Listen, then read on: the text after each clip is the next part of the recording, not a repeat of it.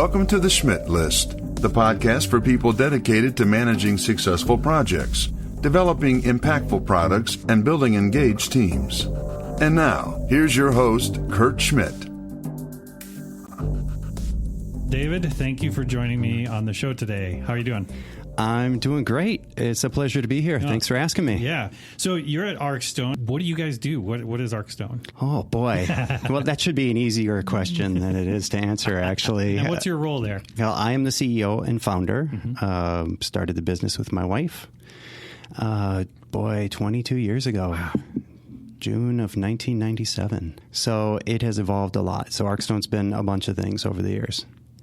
Right now, though, we really have, I think, two main thrusts to our business. Okay. We are an inbound marketing agency, so we are writing a lot of content and doing video and white papers and helping people optimize that content to do what they need to do for their business. So generate leads or recruit, or there could be all kinds of things that we're helping with in terms of communication. So we're very busy on that side of the house, and we are adding an outbound component as well, where we're reaching out directly based on targets, right? So that's a growing concern of ArcStone.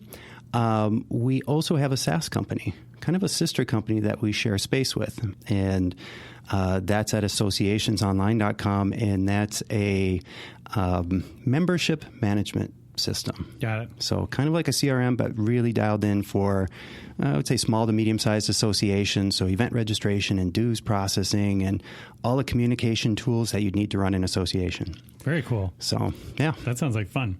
It is. Yeah. There's a couple things I want to talk to you about. One is obviously ArcStone and the history there and, how the challenges and the opportunities that came along the way. Talk a little bit about that. But first, I want to dive into the content side just a little bit and pick your brain about it.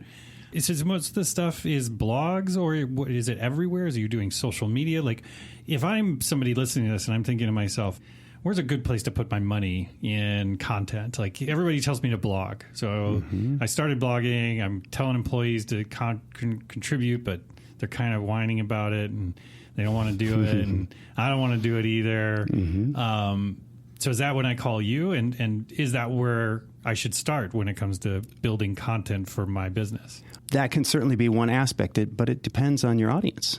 You know, your audience may want to listen to podcasts, Sure. So all kinds of different content that we have a hand in creating and helping with. And that can range from podcasts to video to blogging to white papers. Longer form evergreen content is really great. And one way we think about that, usually you don't want to just blog without having a strategy in place. You know, you want to be blogging for a specific purpose, for a specific audience. And a lot of times it's most effective if you have some kind of pillar content pieces, right? Okay.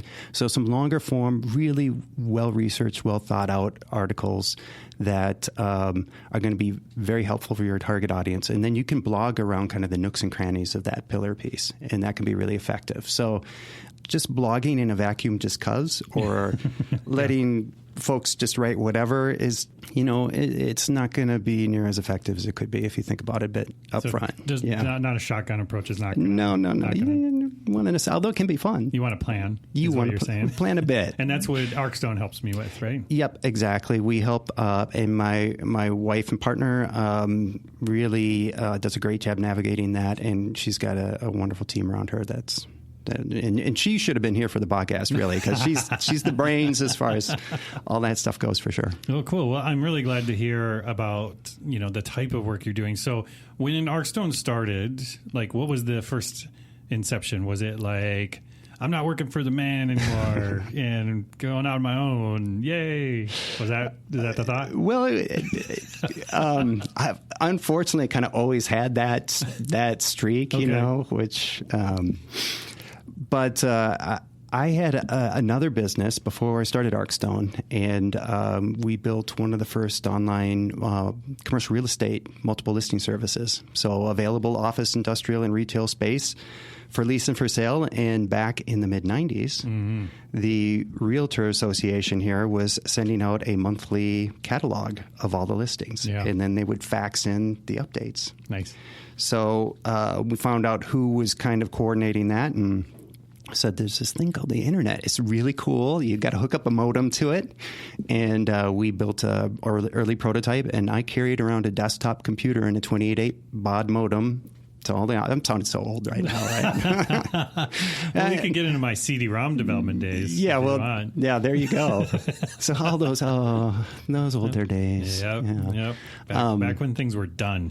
So that was a great experience, though, for me in my early 20s to be able to build a platform, do some technical work, and then also have to hustle, get out and sell and learn about marketing. And I got to work. A lot of our customers were wonderful marketers. I mean, these are pretty savvy folks and had some good mentoring.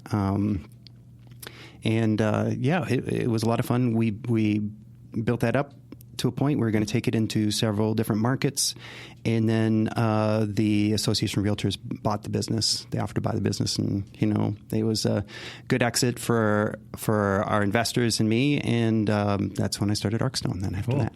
Yeah. And so did you kind of have the marketing bug after all of that work? And that's kind of why you got into the marketing side of things? So you got to go way, way back here to 1997. Remember? You really... business was booming on the World Wide Web. It was, yes. And everybody needed a website. So we always had that. And I was always, like I mentioned, my wife being really good on the marketing side of things. And so she early on, started the business and started really handling that marketing side. I was always drawn to the more the technical side. So very early on, we started hosting all the websites we took care of and had ongoing arrangements where we'd provide support and kind of more of a retainer arrangement. So we had a balanced approach, which was a little unusual back then. So the technical chops to do whatever forms or little applications or whatever you needed on your site, along with kind of that marketing savvy and the copywriting. And so I guess that's one thing that we've kind of carried with us is a little bit more of a balanced, we definitely do marketing, but there's some technical depth there that, you shake me really hard, and it's still in there. It's rattling around. And there wasn't LinkedIn back then. So how did you find business for building websites? Like you said, everybody needed it. So you could basically, seems like you should just knock door to door, right? Oh, it was referrals. Yeah. You didn't really have to try very hard. And, right after that, I had met so many great people through that process with our, that startup that we sold, Worldwide Data was the name. So very broad. That's a great one. Name. I always loved the word control data. I love that name. I want to control the data. Sorry, I'll just stop. That time, there was so much opportunity, right? It was kind of yours to screw up, right? Did you feel that way? Yeah, and I did screw it up on occasion, yes. We all did. But, and it has evolved, too. I mean, each pulse. And, we all talk about how things are accelerating. Well, yeah, they really are. The mobile changes, now augmented reality and IoT and, things happening in blockchain and, I could go on and on, but now we've got all these revolutions happening at once, right? I know. Yeah. Well, so in building that organization, how many people are you at these days? Right now we're at 20. Yeah. It's kind of fluctuated up and down. We're very, we try to be pretty conscious about not becoming too big.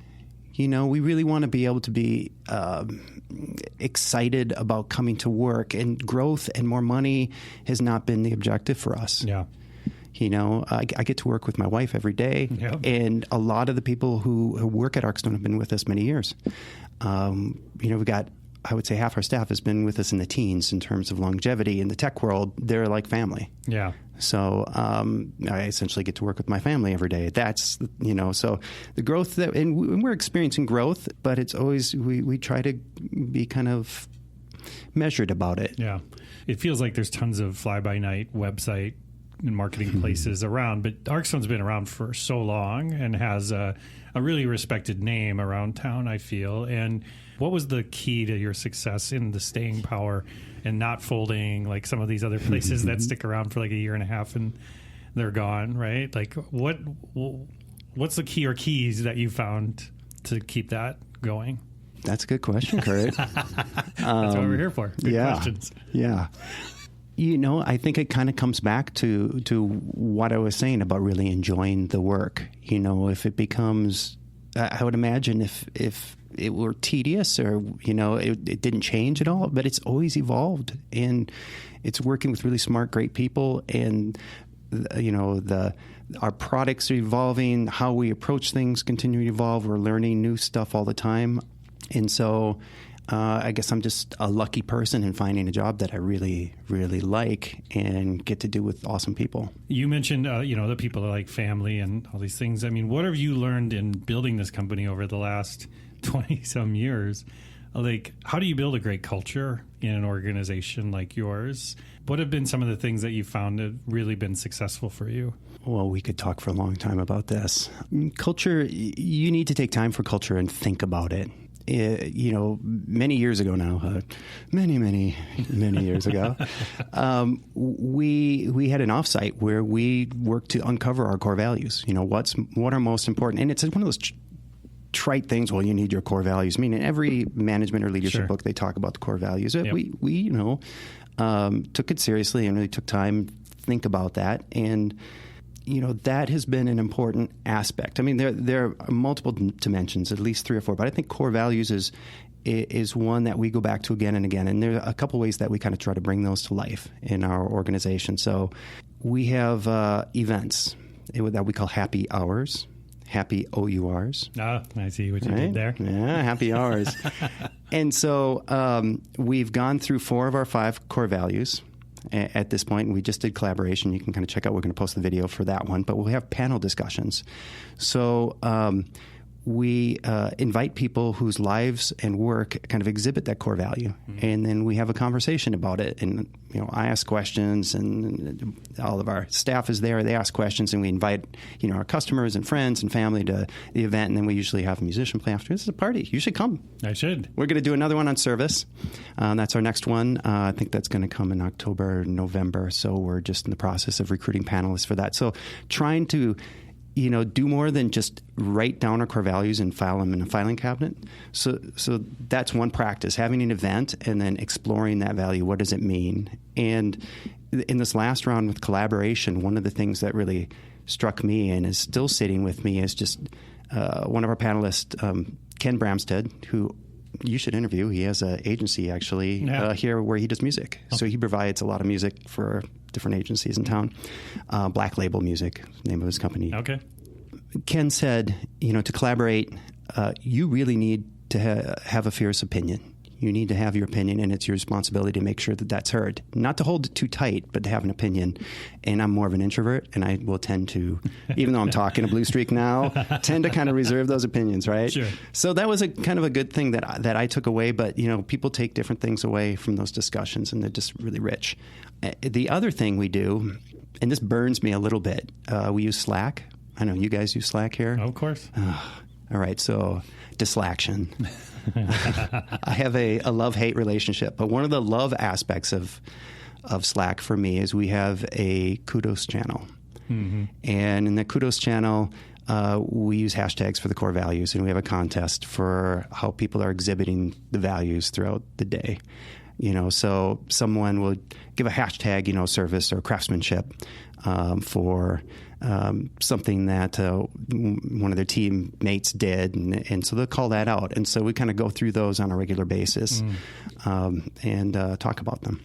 I think the values are one piece, and then another kind of key component too is kind of cultural artifacts, right? So those can be weird kind of tchotchkes or things that get passed around the office. Like we had a bird of praise for a long time, which was this cheesy wooden bird that I brought back from Jamaica. They got passed around. Well, you get the bird of praise for the week, Yep. Or we have these arc moots, which if you're a Tolkien fan. I am a fan, but I haven't not read the extended. So now you learn just what a nerd I am. That's a very different podcast. So the Ents had moots, right? Yes. So they would get together and talk, and so we have ARC moots, and so those happen on a regular basis where we're discussing things in more depth with everybody. Got it. So we kind of gather around. We have a large bowling alley lane that we converted to a table, and so the whole team can get around it, and we hash things out. Nice. Yeah. So you were saying earlier about, and I believe this too, is that you need to be intentional when it comes to culture. You can't just. I've talked to many leaders in the past where they just assume like, well, just treat everybody as adults, and they'll just take care of it. What do I have to do here? But to the other flip side of it isn't just you and your wife like sitting in a room going, aha, we're going to come up with the core value, and then we're going to come up with this idea, and then we're going to just thrust it upon everybody. So all those different types of things you mentioned, like where does that stuff come from? How is it, and how do you support it? How do you know when it's a good thing or it's a distraction, right? Like I would love to have, I have employees that want to have more time on Fridays or something, right? Yeah. But like, how do you find that balance? Sorry, I asked you about 6 questions there. Go ahead and respond. Anyone? Anyone that grabbed your attention. Yeah, no, I think I know what you're getting at. And I think some of the other practices that we have that help with that and help incorporate feedback and input. We have a weekly meeting rhythm, so every Monday we meet all together. It takes about 15 minutes where we run through our KPIs. So we have key performance indicators for the company, numbers we're tracking, and we kind of check in about the week and what's going on and some of those things. And then, there's time in there where people can bring up issues. We also have a management team meeting where we're working on things, and so there's a lot of kind of back and forth as far as that goes among kind of the core group who are responsible for kind of top line things like finance and sales and, operations, all that stuff. So we're working through issues on that, and I think really working on trying to communicate as well as we can in those meetings. We rate those meetings, so we're borrowing from EOS, if you know EOS at all.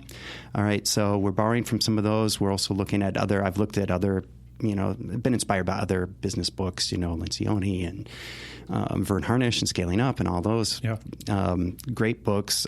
So we've kind of, we've got kind of a mutt of a system. Sure. But we do have a system that I think helps us to communicate and helps us to kind of track issues. And then we have one-on-ones, too, that are just kind of quick check-ins. So Lisa has one-on-ones. I've got one-on-ones with people. And then Alicia Cermak, who's our CTO, has one-on-ones. And that covers the whole company. We each have like 6 or 7 reports.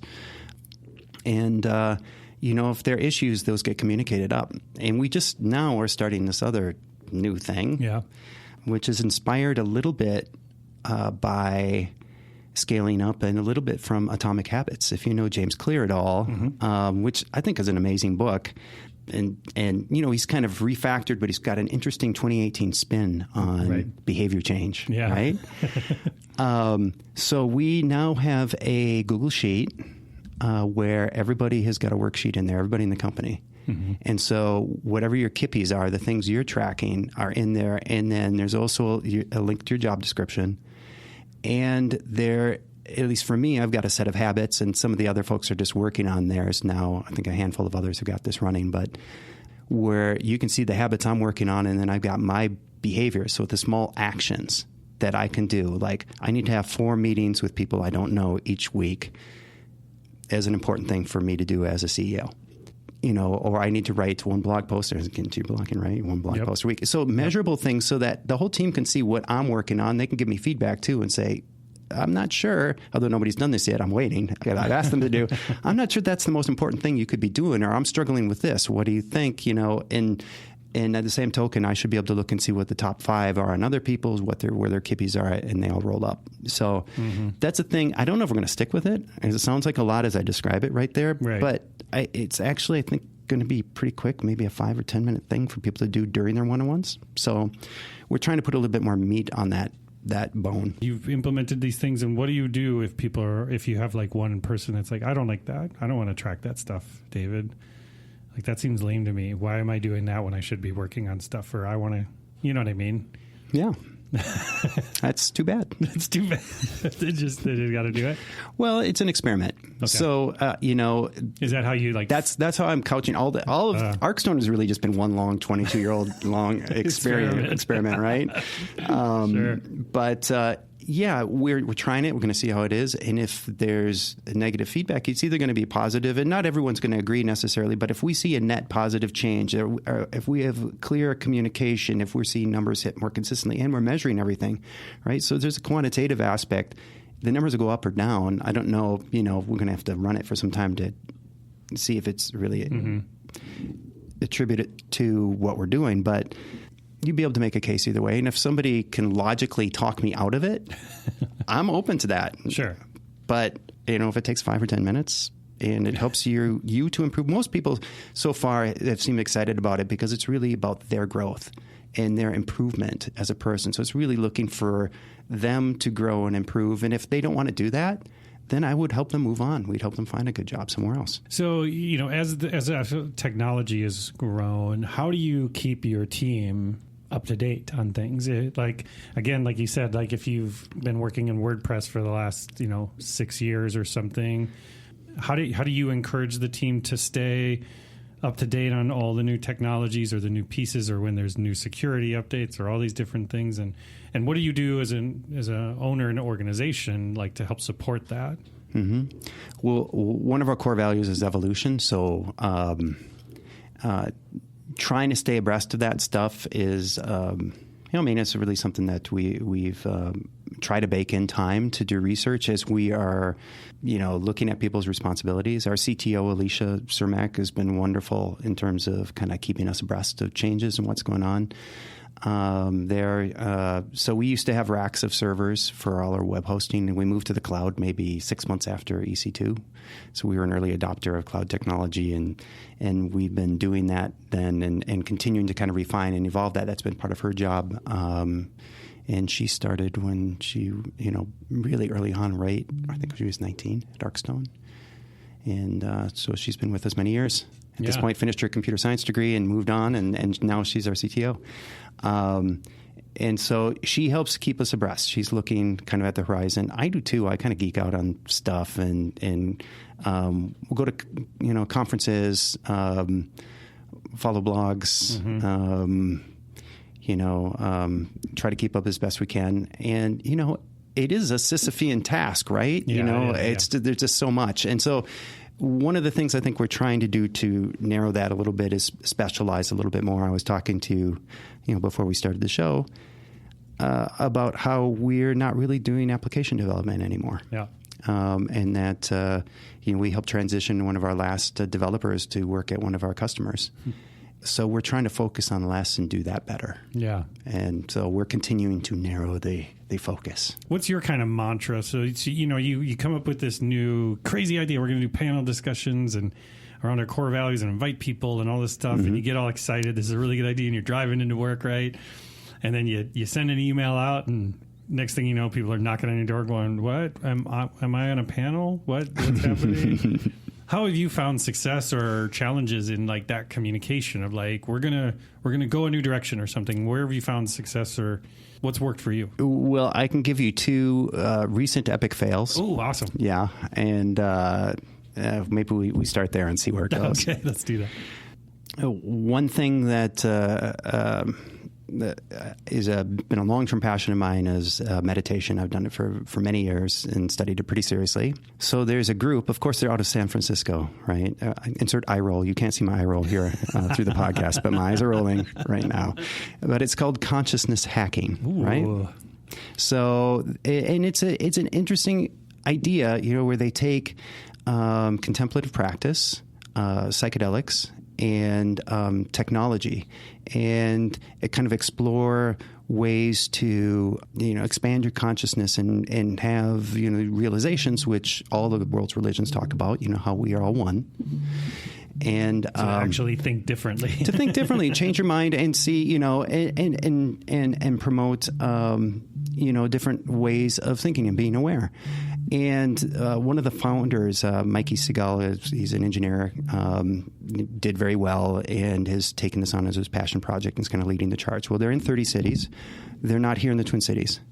So I reached out to them about starting a chapter. We could host it at ArcStone. We've got a stage and lights, and we do panel discussions. We're perfectly in an old lumber mill in Uptown. Why not? And so they're down. So I invited a bunch of my friends, reached out to all the different consciousness hacking types that I know. Yep. And we had the first two meetings. They were delayed because we had blizzards on both days. But I just had the recap for the leadership group to get together and kind of plan this and get speakers and stuff. I had one person show up. Just one? Just one. Well, Lisa came too. So, but, I guess there were three of us, but one person outside of ArcStone. All the employees were invited. Everyone is invited. It's my jam, I guess, and nobody got excited about it. We're going to do this thing, going to talk about meditation and all this interesting stuff happening with psychedelic therapy. And then there's these devices you can strap to your head, and you can use magnetic cranial stimulation to turn on and off parts of your brain. Wow. Doesn't that sound like fun? Sure. And no, people weren't into it. They weren't into it. No. So there you go. Wow. So that was a fail. So did you feel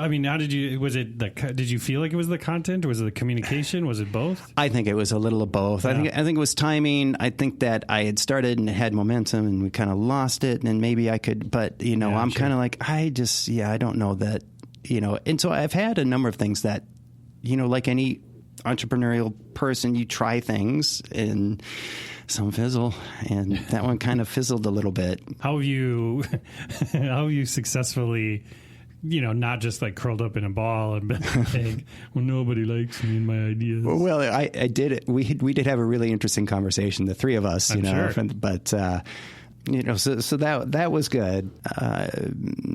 My nose doesn't get too out of joint, I guess. I'm just kind of used to it. You walk into a wall enough times, you just get calluses, right? Well, I suppose, but I've definitely worked for folks in the past that would have been upset about that for a long time, taking it very personal. Yeah. Yeah. No, It's that happens. It's fine. Yeah.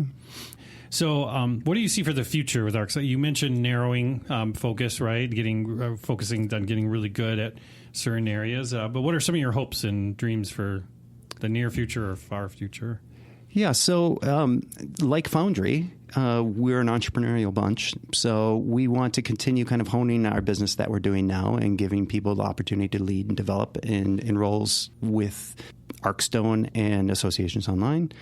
And we've got some other ideas for future stuff, and things that the team is kind of bringing up. So some Kickstarter-y kind of things, some hardware IoT kind of things that we've been talking about doing. Yeah, fun. And, I did get an early copy of the Magic Leap headset. I couldn't help it. Speaking of walking into walls, augmented reality is pretty fascinating, and that's a pretty cool device. I feel like I'm definitely using the early PDA, and the iPhone version of this augmented reality really hasn't hit yet, but Magic Leap is pretty cool. The next 5 to 10 years, that's going to change everything again. Yeah, it is, right? Again, yep. Well, David, thank you so much for sharing your insights. It's really an honor to have you here. I'm a big fan of ArcStone, always have been. It's a great brand. You guys do great work. If I want to find out more about David, or if maybe I want to connect, maybe I want to come to your next meditation, consciousness hacking, or the events. Like, where are you most active? Where's a good place to chat you up? Well, definitely ArcStone.com, ArcStone.com, and there's an event section there. You can sign up, and we will happily send you invites to future events. So you get on the mailing list. It's very easy to do on our site. Okay. So there for sure. And then, LinkedIn, of course, you can definitely connect if you want to chat. I'm definitely, I'm open to conversations. I did mention earlier, I want to meet with 4 new people each week for sure. I've got to get out from, the introverted cave that I'll sometimes trap myself in, to get out and talk to people. So, I'm definitely open to that for sure. And then I'm on Twitter. I'm not that active, but Carnes. Cool. Yeah. All right, David. Well, thanks again for joining me today. I really appreciate it. Well, thanks, Kurt. I appreciate the opportunity. It's been great. Thank you for listening to The Schmidt List. If you want to learn more about how Foundry accelerates innovation, check out foundrymakes.com. And if you'd like me to speak about establishing a growth mindset at your conference or with your team, drop me a note at kurt@foundrymakes.com. Oh, and the next time you're on the internet, head to iTunes and leave the show a review. If you enjoyed this episode, please share it with a friend, because sharing is caring. I truly appreciate you taking the time to listen to the show, and I hope you have a fantastic week.